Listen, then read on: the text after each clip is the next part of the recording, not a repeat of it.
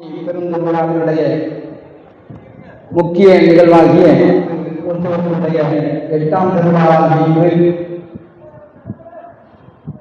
மாணவர் வகுப்பு என்ற தலைப்பில் சிறிது நேரம் நாம் இங்கே உரையாட இருக்கின்றோம். வகைப்படுத்தக்கூடியது வகுப்பு.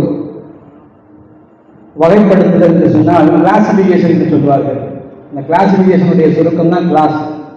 வகைப்படுத்துதலுடைய சுருக்கம் தான் வகுப்பு.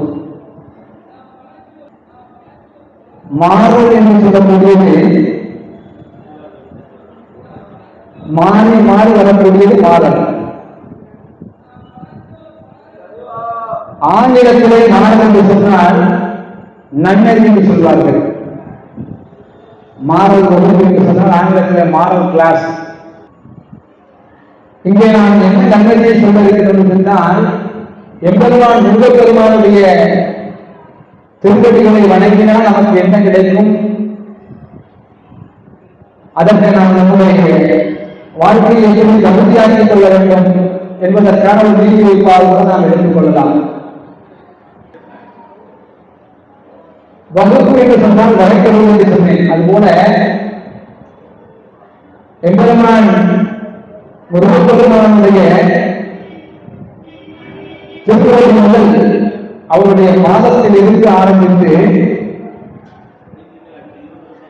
அவருடைய அறுவடை வீட்டிலும் அவருடைய தரிசனத்தை பற்றி அருமையாளர்கள் வகைப்படுத்தி பாடியிருக்கிறார்கள். அதான் வகுப்பு. அப்படி நிறைய வகுப்புகள் பாடியிருக்கிறார். 25 வகுப்புகள் இருக்கிறது. சீர்பாத வகுப்பு முதல் வகுப்பு. சீர்பாத வகுப்பு. சீர்பாதம் என்று சொன்னால் எம்பெருமானுடைய திருவடியை பற்றி பாடக்கூடியது. பாதம் என்கின்ற அந்த திருவடியை பற்றி பாடக்கூடியது. அதற்கு பிறகு தேவேந்திர சங்க வகுப்பு. மூன்றாவதாக இருக்கக்கூடியது வேல் வகுப்பு. இறைவனுடைய அந்தத்தை பற்றி படிப்பது போல இறைவனுடைய கரங்களுக்கும் பாதங்களுக்கும் முகத்திற்கும் எத்தனையோ பாடல்கள் எழுதியிருக்கிறார்கள். அதுபோல அவர் கரங்களில் இருக்கக்கூடிய வேலைக்கு ஒரு தனியாக ஒரு வகுப்பை உருவாக்கி அதில் ஒரு 16 பாடல்களும் படியிருக்கின்றார். அப்படி எம்பெருமானுடைய திருவடிகளை வணங்கினால் எப்படி வீடு வீடு கிடைக்குமோ அதுபோல அவருடைய கரத்தில் இருக்கக்கூடிய வேலை வணங்கினால் போதும். வேலை வணங்குவதே நம்முடைய வேலையாக இருக்க வேண்டும் என்று சொல்லி அவர் பாடியிருக்கிறார். அருணகிரிநாதர் வேல் வகுப்பை கொடுத்திருக்கின்றார். அந்த வேல் வகுப்பில் உள்ள 16 அடிகளையும் எடுத்து எம்பெருமான் சூரபத்மனுடைய ஆணவத்தை கழுவதற்காக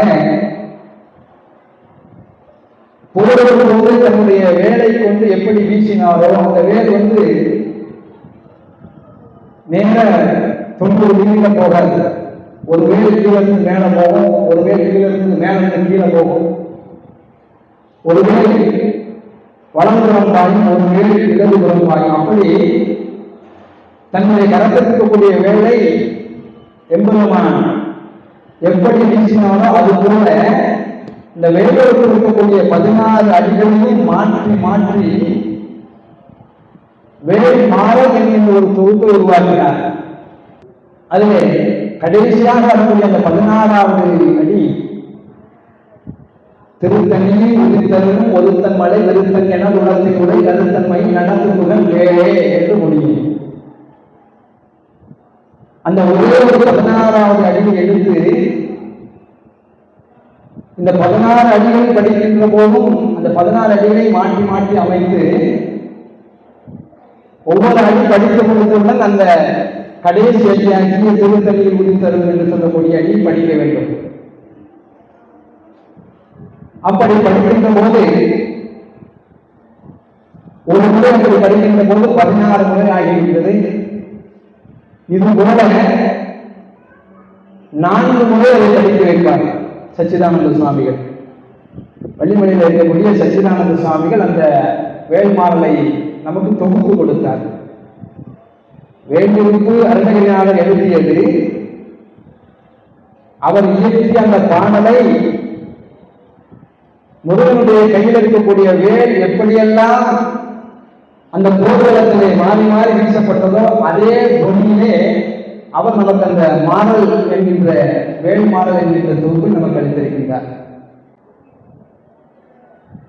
முதல் வரிசை வெற்றிகளுக்கு 4 வரை அதை படிக்க வேண்டும். முதல் முறையிலே 1 to 16 வரை படிக்கின்ற போது வரிசையாக அவர் ஒரு அமைப்பை உருவாக்கி இருப்பார்.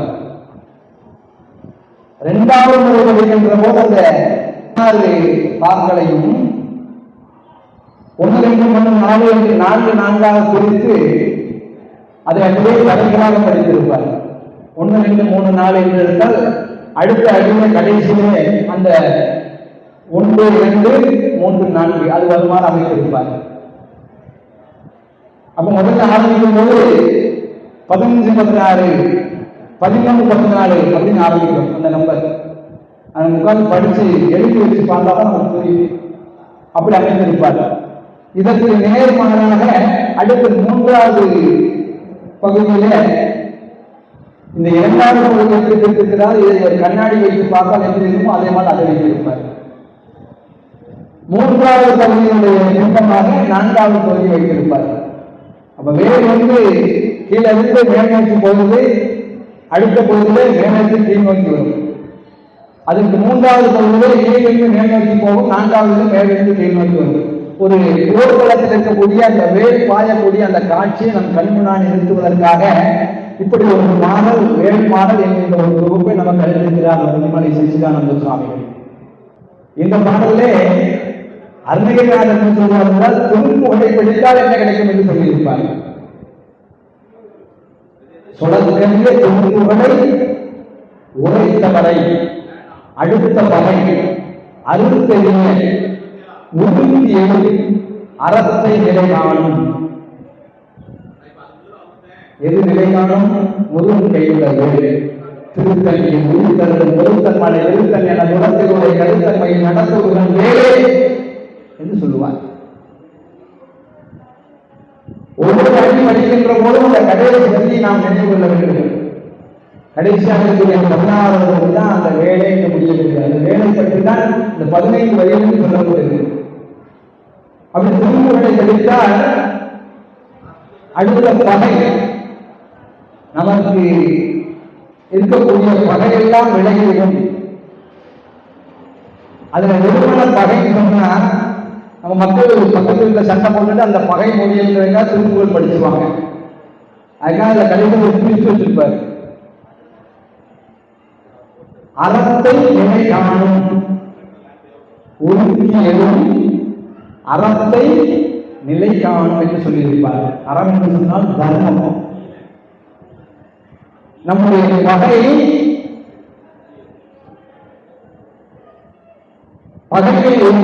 வேண்டும் என்று சொல்லுகிறார். தர்மத்தை காப்பதற்காக நாம் தர்மத்தின் பக்கம் இருந்தால் நமக்கு எதிராக இருக்கக்கூடிய பகை அந்த வேளாண் அறுப்பு எரியப்படும். பக்கத்தில் இருக்கிற போய் தண்ணி குடிகள் சண்டை போட்டு அதுக்காக திருத்துவல் படிக்கக்கூடாது. ஒரு இடம் தகராறு இருக்கு எனக்கும் எங்க அண்ணனுக்கும். அதனால எங்க அண்ணனுடைய பகையை எப்படியாவது நிறுத்தி கொடுக்கணும் சாமி அப்படின்னு பிரார்த்தனை பண்ணக்கூடாது. அதெல்லாம் பகை கிடையாது. பகை என்று சொன்னால் இந்த உலகத்தை தர்மத்தை காப்பாற்ற வேண்டும், அறம் காப்பாற்றப்பட வேண்டும். தர்மத்தை காப்பதற்காக நாம் போராடுகின்ற போது நமக்கு ஏற்படுகின்ற பகையை அழிப்பதற்கு துணையானவர்கள்தான் எம்பெருமானுடைய கரத்தில் இருக்கக்கூடிய வேலை. சும்மா பஸ்ல சீட்டு போடும்போது சண்டை வந்துட்டு உடனே திருப்புகள் எடுத்து படிச்சிடக்கூடாது. ஏன்னா நிறைய பேர் இன்னைக்கு பஸ்ல சீட்டு சண்டை போட்டு தான் ஊருக்கு போக வேண்டியது. 8ஆம் திருவிழா கூட்டம் அதிகமாக இருக்கும். இப்பதான் சாமி சொன்னாரு, பகையை கையெழுந்தா உடனே திருப்புகள் உடனே சேர்ந்து பஸ்ல உட்காந்து திருப்புகள் படிச்சு இந்த சீட்டு கொடுக்காதவங்க சண்டை இருக்கக்கூடாது. பகை என்றால் எது பகை? எது நமக்கு நட்பாக இருக்க வேண்டும்? தர்மம் நமக்கு நட்பாக இருக்க வேண்டும், அதர்மம் நமக்கு பகையாக இருக்க வேண்டும். தர்மம் காக்க, அதர்மம் அகற்ற, அதான் நம்முடைய வாழ்க்கையினுடைய லட்சியமாக இருக்கிறது. லட்சிய வாக்கியம் என்ன இருக்கணும்? தர்மம் காக்க, அதர்மம் அகற்ற, அதான் நம்முடைய லட்சியம். அப்படி இருக்கின்ற போது ஏற்படுகின்ற பகையை கழிவதற்கு, அந்த பகையை அழிப்பதற்கு ஒழுங்கி எழுதக்கூடியதுதான் முருகப்பெருமானுடைய கையில் இருக்கக்கூடிய வேல். அதுல ஒரு முக்கியமான வரி, நமக்கு அடிக்கடி பயன்படக்கூடிய ஒரு வரி, தனித்து வழி நடக்கும் எனது இடத்தும் ஒரு வளர்த்தும் இரு குலத்தும் அது அடுத்து இரவு பகற்பனைகள் ஆகும் என்று சொல்லுவார். இது எல்லாருக்கும் தேவைப்படும். மிச்ச வரிகள் யாருக்கு தேவைப்படுதோ இல்லையோ, இது எல்லாருக்கும் தேவைப்படும். எல்லாரும் என்ன நினைப்போம், இதுல ரெண்டு அர்த்தம் இருக்கு. ஒன்று இன்மை, ஒன்று வறுமை. ஒன்று இக வாழ்வு, ஒன்று பரவாழ்வு. ஒன்று இந்த உலகத்திலே நாம் வாழ்கின்ற வாழ்வு, இன்னொன்று இந்த உலக வாழ்க்கை முடிந்த பிறகு வாழக்கூடிய அந்த பரவாழ்வு. பரம் என்றால் மேல், மேலுலகத்திலே நாம் வாழக்கூடிய வாழ்வு. இந்த இரண்டுக்குமான அடிதான் இந்த அடி. இக பர சொல்வாழ்வு என்று சொல்லுவோம். இந்த உலகத்தில் இருக்கின்ற போது நாம் அந்த பாடலை படித்தால் என்ன கிடைக்கும் என்று சொன்னால், அதனுடைய அர்த்தத்தை புரிந்து கொள்ளுங்கள். தனித்து வழி நடக்கும், தனியா நாம் போகும்போது, தனியா நான் ரோட்ல போயிட்டு இருக்கும் போது இருட்டா இருக்குது, பயமா இருக்குது அப்படின்னா, பயம் எங்கே வருகின்றதோ அங்கே ஒரு குரல் கேட்கும், அபயம். அதான் அபயகரம். எம்பெருமானுடைய கரம் அபயகரம். அபயம் சொன்னால் பயத்தை போகக்கூடிய கரம். எம்பெருமானுடைய கரத்திலே கையை கொடுத்தால் அது அருள் கூட்டக்கூடிய கை. அந்த கையை நீட்டுகின்ற போது அந்த கைக்கு பேரு சமஸ்கிருதத்துல அபயகரம் என்று சொல்லுவோம். அபய, பயப்படாத நான் இருக்கேன். நம்ம வீட்டில் கூட எழுதி போடுவோம், யாம் இருக்க பயமே அப்படின்னு முருகன் படத்தை போட்டு எழுதி வச்சிருப்போம். அபயகரம். அந்த கையை காட்டினாலே நமக்கு பயம் போகும். ஆனா அது போக அருணகிரி என்ன சொல்றாருன்னா, தனியா ராத்திரி டியூட்டி முடிஞ்சு வீட்டுக்கு போயிட்டு பயமா இருக்கு, அந்த பயம் நீங்க வேண்டும் என்று சொன்னால் இந்த ஒரே ஒரு அடியை மட்டும் படிச்சுட்டு போய்கிட்டே இருக்கலாம். நம்முடைய அடியார்கள் சூட்சமா சொல்லிட்டு போயிடுவாங்க, நம்ம தான் ஆராய்ந்து எடுக்கணும். தனித்து வழி நடக்கும் எனது இடத்தும், இடத்தும் இடது பக்கம், எனது இடத்தும் ஒரு வழக்கும் வலது பக்கம். தனித்து வழி நடக்கும் எனது இடத்தும் ஒரு வழக்கும், இருபுறத்தும் முன்னாடியும் பின்னாடியும் இருபுறத்தும். தனித்து வழி நடக்கும் எனது இடத்தும் ஒரு வழக்கும், இருபுறத்தும் அருகு அடுத்தும். அருகுன்னா ரொம்ப பக்கத்துல, அருகு அருகாமையில, அருகு அடுத்து. இரவு, இரவுனா நடு ராத்திரியில. பகல் இந்த மாதிரி மத்தியானம் ஒரு மணிக்கு வரக்கூடிய தொந்தரவு பகல். அடுத்து இரவு, பகல் துணையது ஆகும், துணை அது ஆகும்.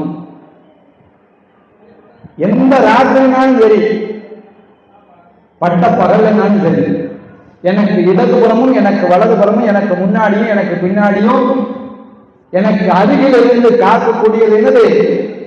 முருகன் கை வேல்.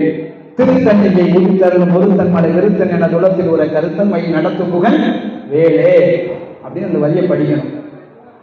அந்த வார்த்தையை படிக்கும் போதே அந்த கடைசி 16வது அடியும் சேர்த்து படிச்சிடணும். நீங்க வேல்மாடல் முழுக்க மனப்பாடம் பண்ணாட்டாலும் பரவாயில்ல, வேல்வகுப்பு ஃபுல்லா மனப்பாடம் பண்ணாட்டாலும் பரவாயில்ல. தனியா போயிட்டு இருக்கும்போது நமக்கு பயமா இருந்தா அந்த ஒரு வார்த்தையை படிச்சா போதும், ஒரு வரியை படிச்சா போதும். அவங்களுடைய கையில் இருக்கக்கூடிய வேல் எனக்கு முன்னாடி பின்னாடி லெப்ட் ரைட்டு எனக்கு பக்கத்துல எல்லாம் சுத்தி நிற்கும். அப்படின்னா என்ன அர்த்தம்னா, பெரிய பெரிய விஐபிலாம் நம்ம ரோட்டை கிராஸ் பண்ணும்போது பார்த்துருப்போம். சிஎம் வராங்க, பிரைம் மினிஸ்டர் வராங்க அப்படின்னா அந்த வாகனத்தோடு ஒட்டி முன்னாடி போகும். அந்த வாகனத்து மாதிரியே இன்னொரு வாகனம் பின்னாடி வரும். லெப்ட்ல ஒரு வாகனம் வரும், ரைட்ல ஒரு வாகனம், நடுவில் அந்த கார் போகும். சிஎம் பேட்ரோல் போகுது அப்படின்னு சொல்லுவாங்க, சிஎம் கான்வாய் அப்படின்னு சொல்லுவாங்க, பிஎம் கான்வாய். கான்வாய்னா அந்த பாதுகாப்பு அணிவகுப்பு. அவருக்கு எந்த தொந்தரவும் யாராலும் ஏற்பட்டக்கூடாதுங்கிறதுக்காக ஒரு சீஃப் மினிஸ்டரோ ஒரு பிரைம் மினிஸ்டரோ ஒரு ஜனாதிபதியோ வந்தா கொடுக்கக்கூடிய பாதுகாப்பு நமக்கு எப்படி கிடைக்கும்? தனி மனிதனுக்கு அந்த பாதுகாப்பு எப்படி கிடைக்கும்? இந்த வேல்முருகனுடைய ஒரே ஒரு வரியை படிச்சா போதும், நமக்கு அதற்கு ஈக்குவலண்டான பாதுகாப்பு நமக்கு கிடைக்கும். ஃபுல் செக்யூரிட்டி, யாரையும் நம்ப வேண்டாம். முருகன் கையில் இருக்கக்கூடிய வேலை போதும். அந்த ஒரு வேல் எனக்கு முன்னாடியும் பின்னாடியும் லெப்ட்லையும் ரைட்லையும் எனக்கு பக்கத்திலையும் எனக்கு பாதுகாப்பாக இருக்கும் என்று சொல்லக்கூடியவர் அருணகிரிநாதர்.